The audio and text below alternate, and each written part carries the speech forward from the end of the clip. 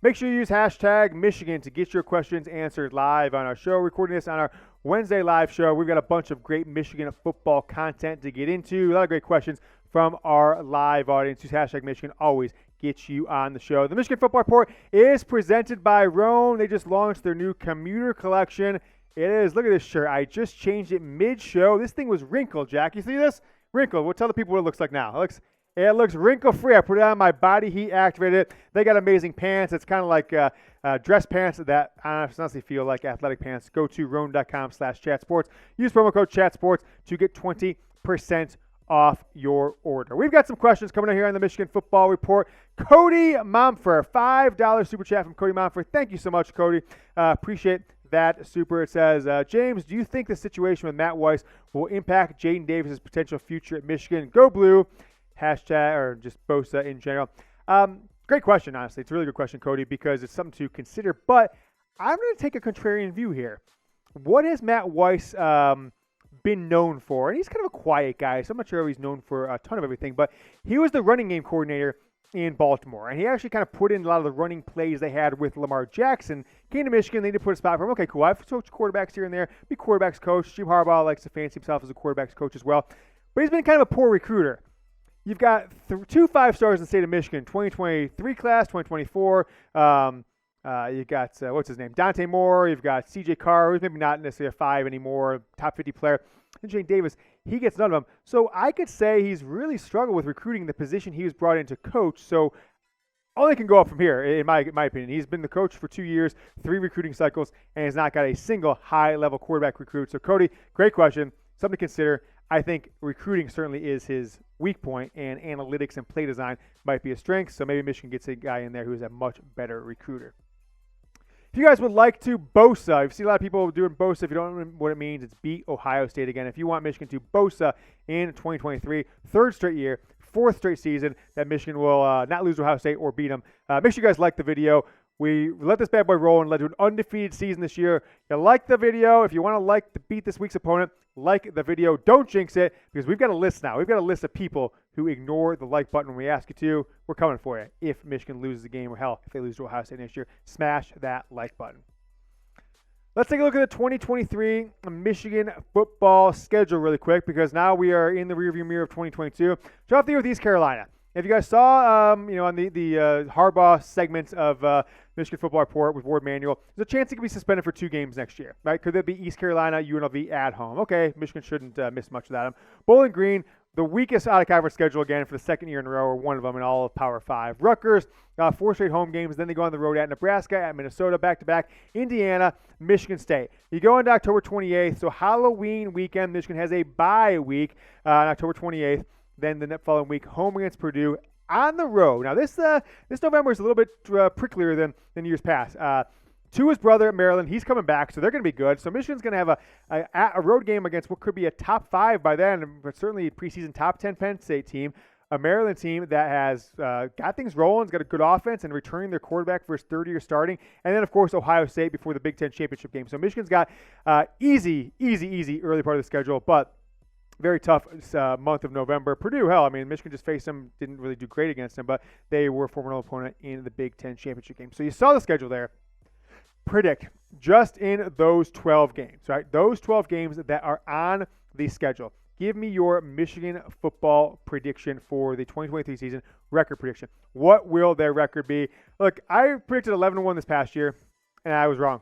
Right? They went 12-0. Okay, cool. I think it might really win. I'm just going to go 12-0. I think Michigan is there. If they don't go 12-0, the only reason I could see is that the team gets a little bit too inflated of their I guess expectations next year and don't put in the work this offseason. But predict in the comments and the live chat Michigan's 12-game regular season record this upcoming season. Guys, I'm sure you are just like me and have social life, parenting responsibilities, and heck, even like to hit the golf course sometimes while on company time. Well, I've got your solution to the hassle of changing clothes between your daily activities. It is the Commuter Collection from Rhone. Athletic dress pants, shirts, and apparel. Men's closets were due for a radical reinvention, and Rhone stepped up to the challenge. I am wearing Rhone's commuter shirt and commuter pants, both part of the Commuter Collection, which is the most comfortable, breathable, and flexible set of products known to man. And here's why. Rhone helps you get ready for any occasion with the Commuter Collection, which offers the world's most comfortable pants dress shirts, quarter zips, and polos. You never have to worry about what to wear when you have the Rhone commuter collection. Rhone's comfortable 4-way stretch fabric provides flexibility, breathability that leaves you free to enjoy what life throws your way. From when you commute to work to 18 holes on the golf, it's time to feel confident without the hassle with Rhone's wrinkle release technology. As you guys may have just saw, I switched shirts between segments.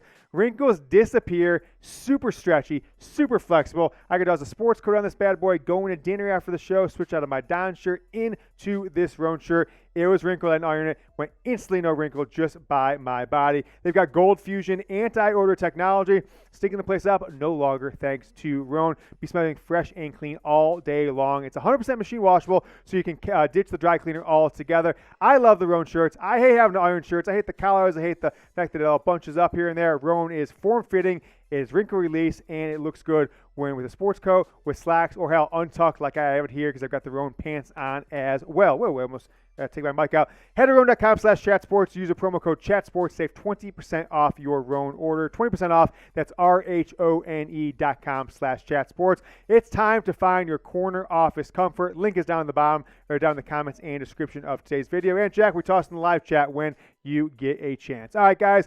Super chat coming in from my guy, Miami, Shane, my dog, my man. Appreciate you, Shane. Really wish we could have got together in Miami. I was just a little too tight on time. I overpromised, under-delivered there. He says, Edmund have won the Natty with a healthy Corum and Schoonmaker. King, of course me. Henderson, Keegan, Nugent, Zinter, Barnhart, Trente Jones, number 80, blocking tight end.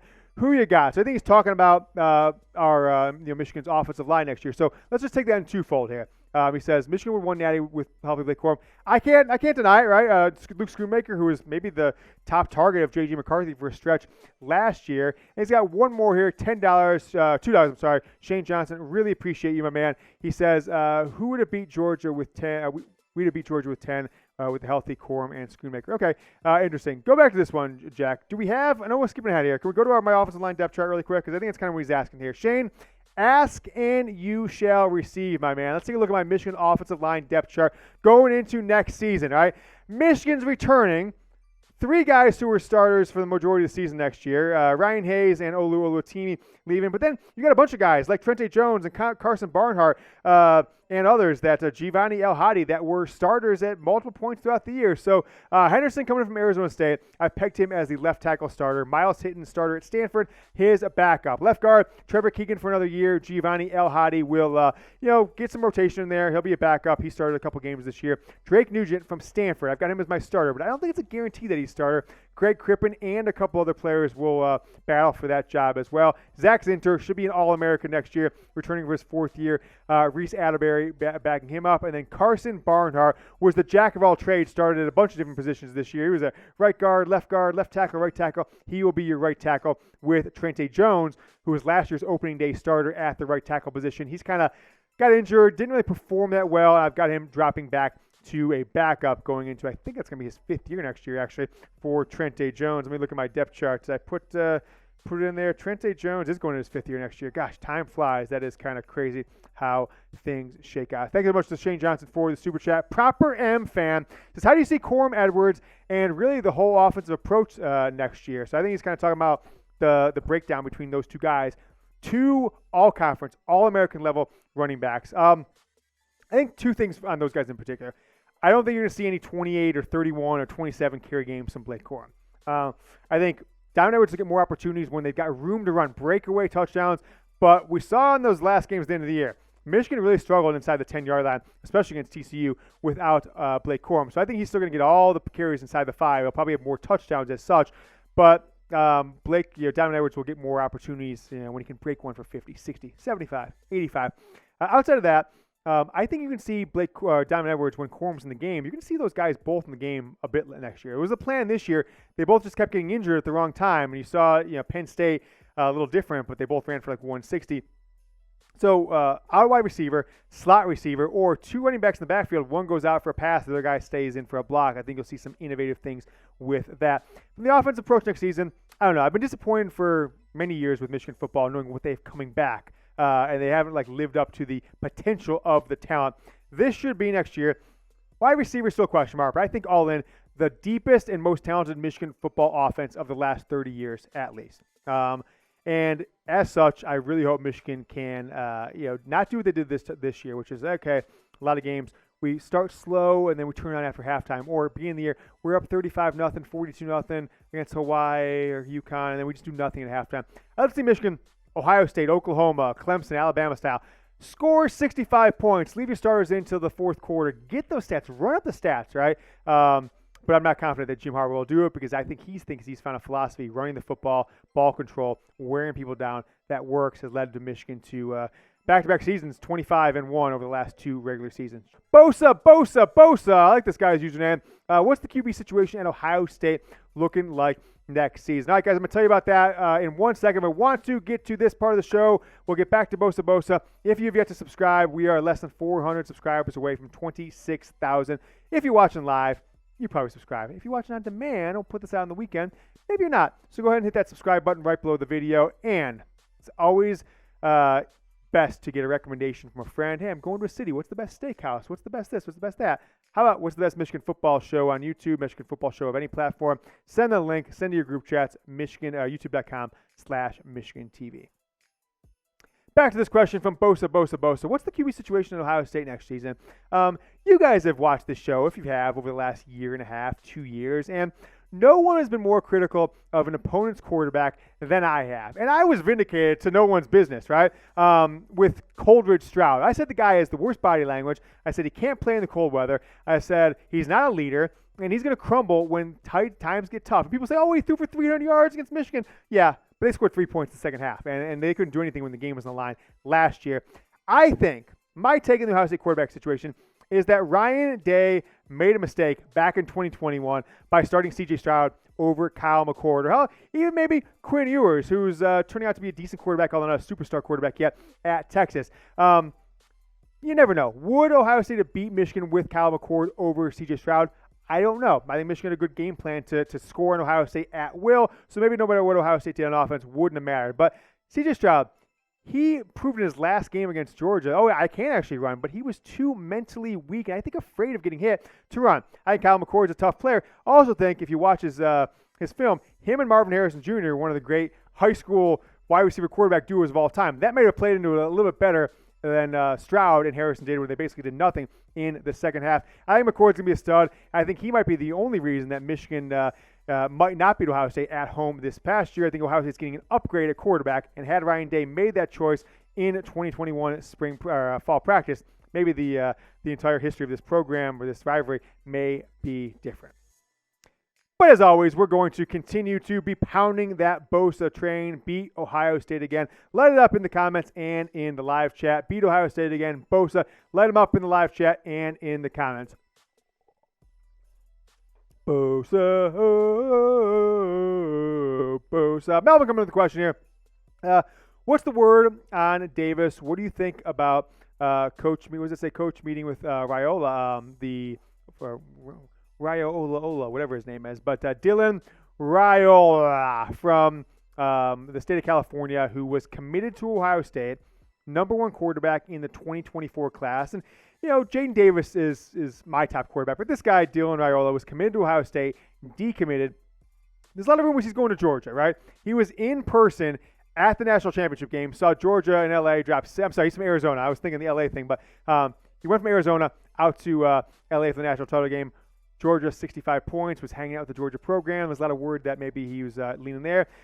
His dad played for the Lions, but also played for Nebraska in college, and so there's a connection there. Now, his uncle is on the staff at Nebraska, right? It's really the only holdover, I believe, from the last staff there with Scott Frost, but he grew up in Michigan.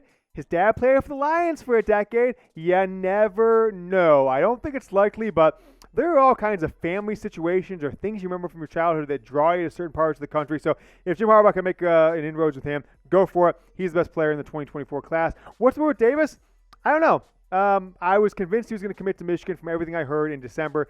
Didn't happen. Harbaugh looking in the NFL. I think Michigan's lost a lot of momentum, although all the blog boy crystal balls are still on Michigan. So until then, I would say it's more likely than not that Jayden Davis ends up in Michigan, but we'll see. Think about next year, who's going to have more rushing yards, Blake Corum or Donovan Edwards? I don't know the answer to this one. I'm actually taking you guys so I can think about how we approach this offseason and speculating what this offense will look like. So if you guys want to chime in on this, who has more rushing yards in 2023? I'm going to put this in the show next week, so you guys might be interested to hear this one. I did about an hour and a half research, and I did a little Twitter poll to help me out where I'm going. Blake Corum and Donovan Edwards, going into a season, is one of the top 5 most productive running back duos in the history of college football going into a season. Now, there's been plenty of seasons where guys have had like 1,800 yards, 1,200 yards in one season, but one of them leaves the next year, right? So I'm talking about what they did one year, they're both coming back the next year. Incoming production, there's only one I found that has absolutely better across the board rushing, and that was SMU with Eric Dickerson and what's his name, the other guy, Craig James, both 1,000-yard rushers. But Donovan Edwards and Blake Corum, if you count receiving yards, they actually have more yards from line of scrimmage than those guys. So best line of scrimmage running back duo that I could find in college football. I went back 40-plus years, and they are tied for the most touchdowns from a running back duo going into a season from the prior year. Let me know, BC or DE. It's pretty much split halfway in the live chat, so keep it rolling. Make sure you guys comment down if you're watching this later on demand. Crack the nut question. I'm interesting here. It's pretty interesting from the live chat. I'm going to kind of grab this one. Sure Word, he says, I'm late, but my guess is Weiss got on Harbaugh's email to see if he was interviewing or getting an NFL job.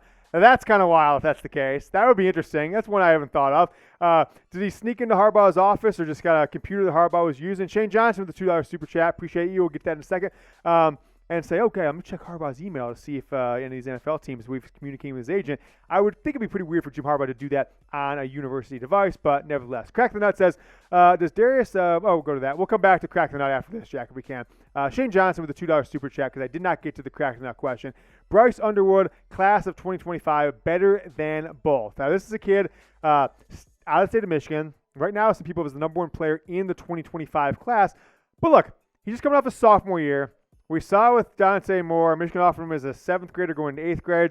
I don't know why Dante Moore really just didn't want to stick around in the Big Ten. Wanted to go out to UCLA? I mean, come on. Oregon? But Bryce Underwood, class 2025, absolutely Michigan needs to nail him. They need to lock him down, get a commitment. But the biggest problem right there is J.J. McCarthy could and probably will go pro after this 2023 season. So then you've got 24 with who? Who's your quarterback this year, right? You might be Jayden Davis as a true freshman. Then Bryce Underwood comes in 2025 as a true freshman if you don't get Davis. Like, I know Davis Warren's out there, but he was still walk-on, still has injury history. I think Michigan might have to be going to the transfer portal after the 2023 season unless they get Jayden Davis and he just comes in as an all-time world beater, or J.J. McCarthy comes back for a year. But if you guys don't know, Bryce Underwood, out of the state of Michigan, right now is listed by most services as the number 1 player or number one quarterback in the 2025 class, the kids that just got done with their sophomore year of high school, or in the middle of their sophomore year of high school. All right, go back to this one. Crack the nut. Does Darius Clemens play a big part next year? Are we more explosive? And who is running back 1? Jack, why don't we do this? Since we're on these questions, we've got the graphics for our next segment anyways. Why don't we go to my wide receiver depth chart for a second? Kind of see how we shake out. Losing Andrew Anthony, losing Blake Corum. Here's what I've got the Michigan offensive wide receiver depth chart. So he asked about Darius Clemens. I got my starter, all right? Starting on the outside, taking the Ronnie Bell job. Cornelius Johnson, I think, will be Michigan's leading wide receiver next year. But Darius Clemens could have a breakthrough, right? Johnson really hasn't done anything too special. We can go back to the question after this, Jack. And then Clemens will slot in there. Christian Dixon, going to go in his third year, hasn't done. Carmelo English, true freshman. Tyler Morris, going in his second year as well. One of J.J. McCarthy's high school teammates. Roman Wilson in the slot. That slot position's one that's like, those guys can go all over the field with how Michigan runs this offense. They can get reverses, etc. So that's kind of how I think that shakes out. Running back number 1, it's Blake Corum, but they're going to split carries, pretty evenly. I think one guy will probably get 17, 18. One guy will get 12 to 15 per game, and they'll get things mixed up in and around there. I said this earlier in the show, the live show, but going to follow back the next 5 people who follow me on Twitter. Going to do it on Wednesday night with the live show. I will also do it on the weekend. We're going to put out that mailbag cut of your questions. We're going to put that out on Saturday. So anybody who follows me Saturday as well, I'll follow back the first 5 people who follow me on Twitter on Saturday. It's at James Yoder. Link is down in the comments and the description. Just type at James Yoder in Twitter, or we'll put it in the YouTube live chat as well.